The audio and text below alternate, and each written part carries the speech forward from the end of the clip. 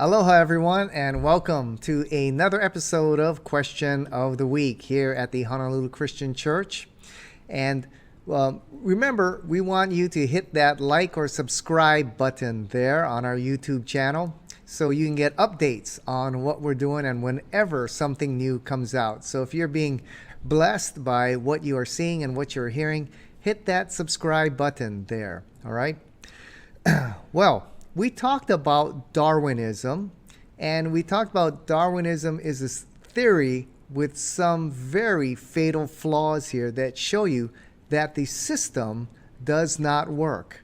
All right, and if you want more information on the things we talked about on this particular topic, I highly recommend that you go to our website there at evidenceandanswers.org, evidenceandanswers.org there, and you can listen to some of the top scientists in the world speaking on this topic. All right, not only on the topic of science, but numerous other topics regarding Christian apologetics, theology, Bible, history, archaeology, world religions and ethics, and a whole lot more.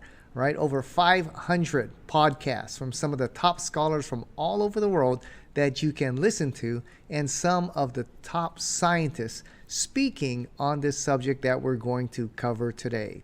All right. Now, regarding Darwinism, as I stated, it's a theory that's got some serious flaws that show you the system doesn't work here.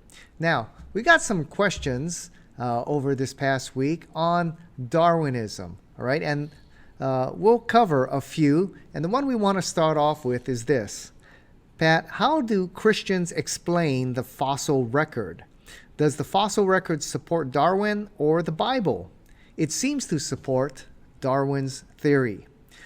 Well, let's take a look at the fossil record and see what the fossil record does indeed reveal. Now, remember, Darwin theorized, all right, that life began from a single-celled organism there. All right, then over the millions of years, eventually mutations and natural selection took its course, and we slowly start developing more and more complex life, and then it just begins to grow, all right, into this, what he called the tree of life.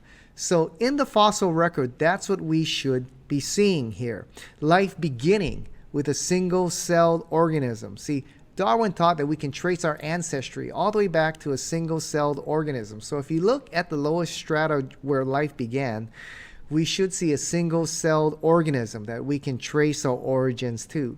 Then we should see a gradual development of 2- and 3-celled organisms, and then that branch continuing to grow as we see multi-celled organisms appear, and then more and more species developing, spanning a time period of billions of years. That's what we should be seeing in the fossil record, all right? That's what Darwin expected to see, and that's what evolutionary biologists expect to see in the fossil record. So in the fossil record, as we look at the fossils in the different layers of strata here, we should see very simple species at the lowest level where life began.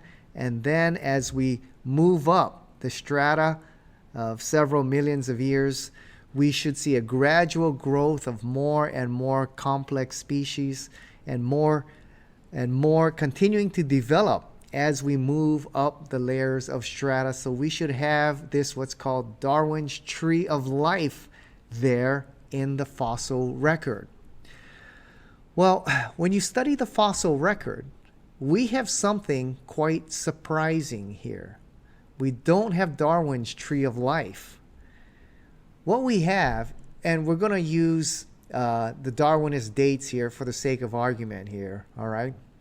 But if we go back 4 billion years when life began, we see very little happening on the earth. And then suddenly, about 500 million years ago, we have a sudden explosion of life, right? It's called the Cambrian explosion. When 500 million years ago, we have a sudden explosion of multi-celled complex forms that suddenly appear without any evidence from that they evolved from simpler ancestors in the layers below. So instead of Darwin's tree of life here, a gradual development of species going from simple to complex, we have nothing going on for about 4 billion years, and then all of a sudden, boom, a sudden explosion of life when numerous multi-celled organisms appear, numerous species suddenly appear in the fossil record, and they haven't changed since. All right, so instead of the tree of life, this gradual development of the species descending or ascending from this one-celled organism, we have something that looks more like a rake, just nothing going on, and boom, suddenly numerous species of life, multi-celled organism suddenly appeared, and then there's sudden explosions of life after that, right? So this posed a great challenge for Darwin and evolutionary biologists even to this day, okay? And so the Cambrian explosion, right, just this sudden burst of life upon the scene almost overnight, is a problem for evolutionary biologists from Darwin till today. It's like this, okay? If you have a 12-hour clock, all right, nothing is going on for the first 11 hours and 55 minutes, all right? Then suddenly, in just the last few minutes, boom, a sudden explosion of life almost overnight, right? According to the geological time records there. In other words, life appeared on this earth very quickly and suddenly. And this is what poses a great challenge for evolutionary biologists.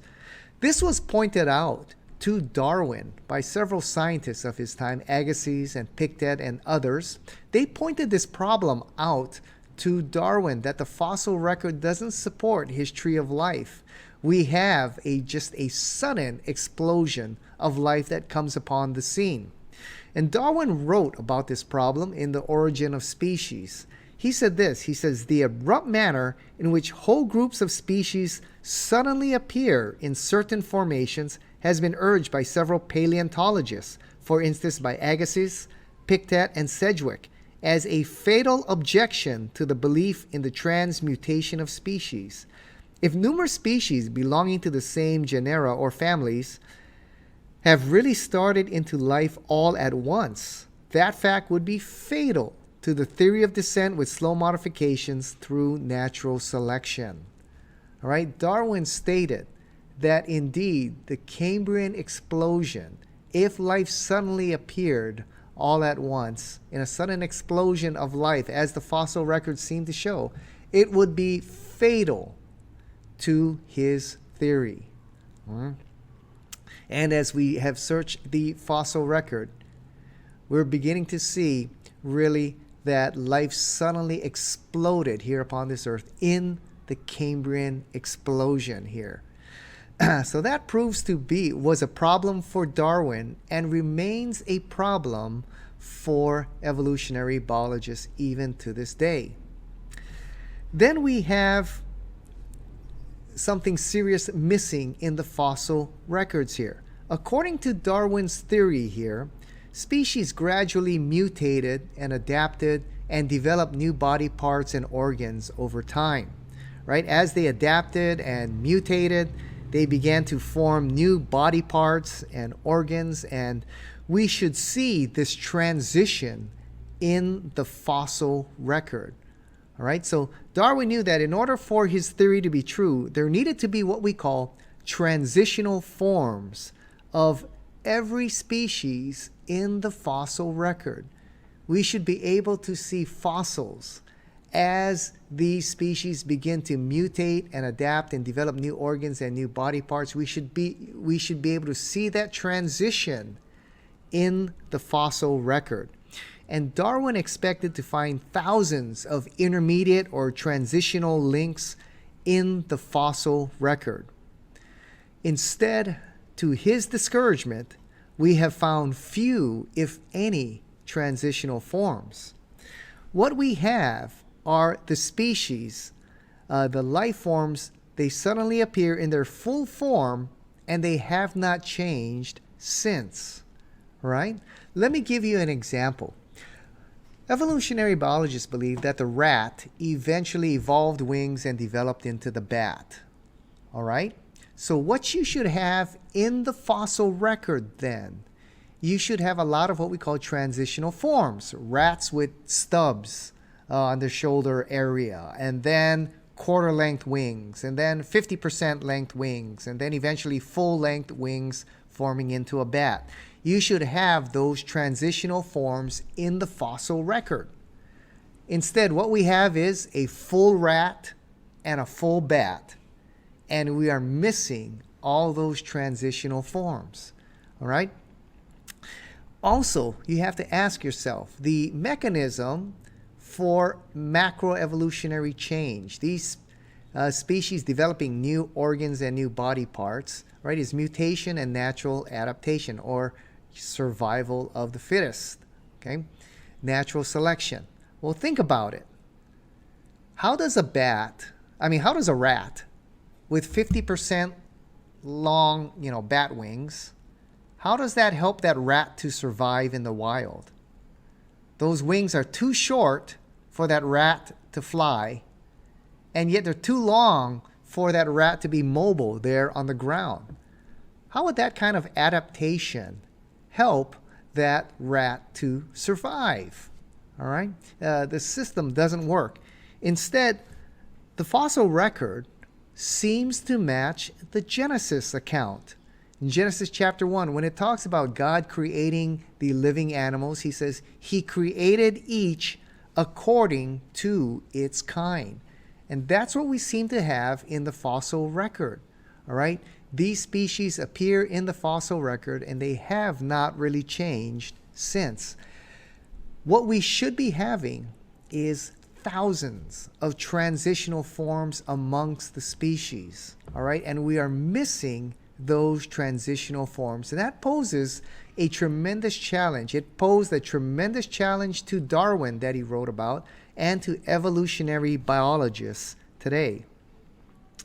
Now, in line with this, someone asked me a question. Well, what about Archaeopteryx? Doesn't Archaeopteryx represent a transitional form? Right now, those of you studying dinosaurs, if you remember Archaeopteryx, we don't know if that's a bird or a reptile, all right?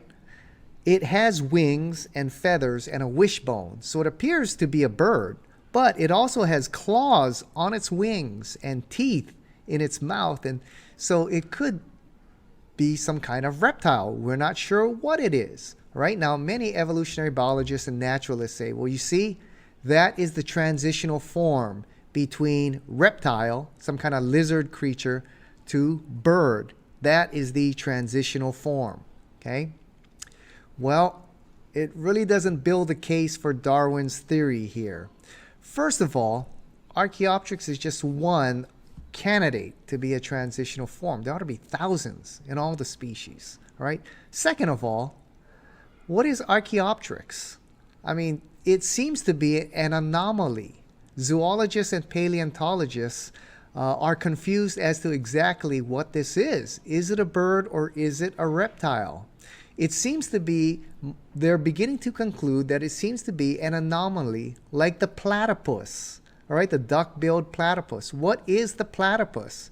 Is it a mammal or is it a bird? All right, we don't really know. It seems to be an anomaly here. And that's what Archaeopteryx seems to be.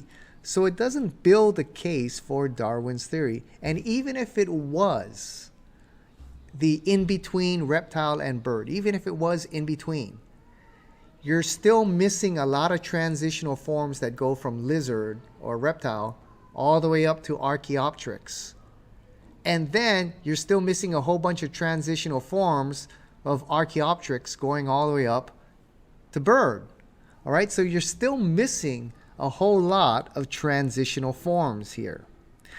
What we have found in the fossil record, then, we are missing these transitional forms.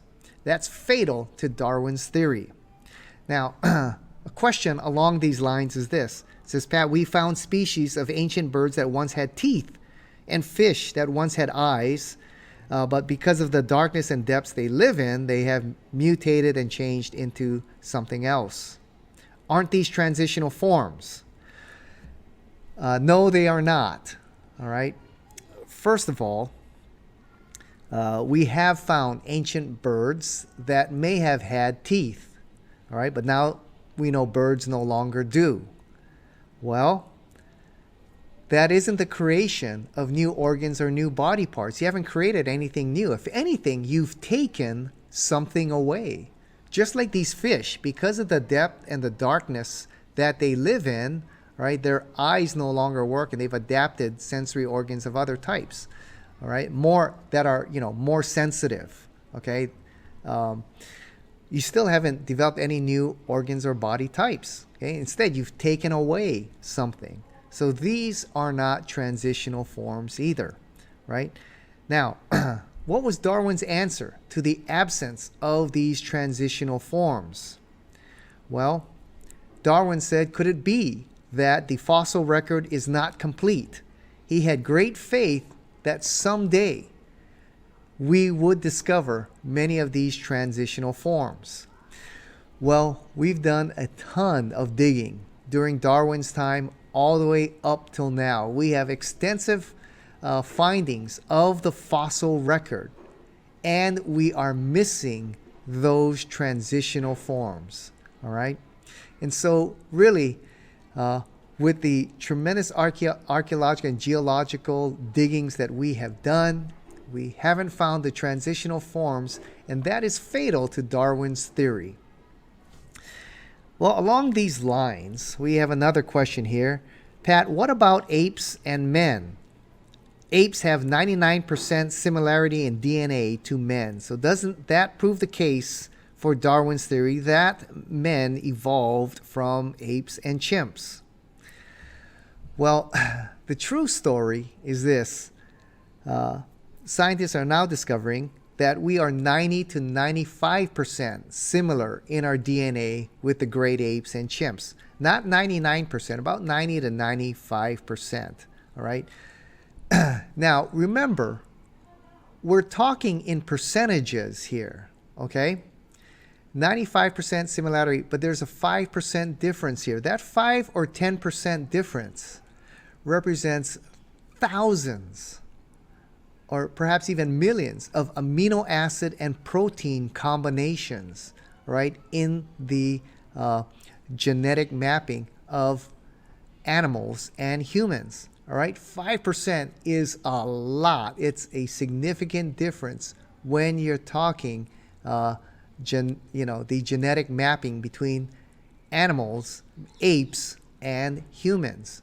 All right, it's kind of like this. Let's take the Microsoft Word or Microsoft Windows program here. And if we changed 5%, okay, if we changed 5% of that program, 5% of those digits, all right, would you have a working program? No, you wouldn't, all right? And 5% in that Microsoft Windows program, you're talking hundreds, if not thousands of digits that have been changed, all right? So we're talking percentages here, okay? And when it comes to the DNA code and DNA map between apes and humans, that's a significant difference here. Okay?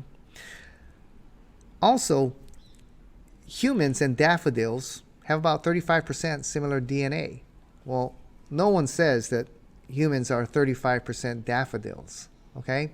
So that similarity doesn't build the case for Darwin's theory here. In fact, this actually seems to show common design rather than common descent. All right? If the intelligent designer has a model or framework that works, you would expect him to use it on multiple things or species that he is working upon. So it seems to show common design rather than common descent. Well, we're going to end with this question here, which is a good one. It says, Pat, if Darwinism does not have the evidence you state, why do the majority in science believe it to be true? Well, first of all, let me give you the inside scoop amongst naturalist scientists here. Amongst the naturalist science community, there is a lot of disagreement, all right, when it comes to the theory of Darwin, the origin of life, and how we have the various species that we have. Okay? There is not the unity that it looks from the outside. When you go inside these circles, attend their conferences, and you see these men dialogue with one another, there, and read the scientific journals, there is a lot of disagreement amongst evolutionary biologists on the theory of the origin and diversity of life, right? So that unified front that appears on the outside, when you get on the inside, you'll see that there is a lot of disagreement there. Second of all, this fulfills what Paul is talking about in Romans chapter 1, verse 18. He says this, "For the wrath of God is revealed from heaven against all ungodliness and unrighteousness of men, who by their unrighteousness suppress the truth." All right? Men and women want to live separate from God, complete independence from God.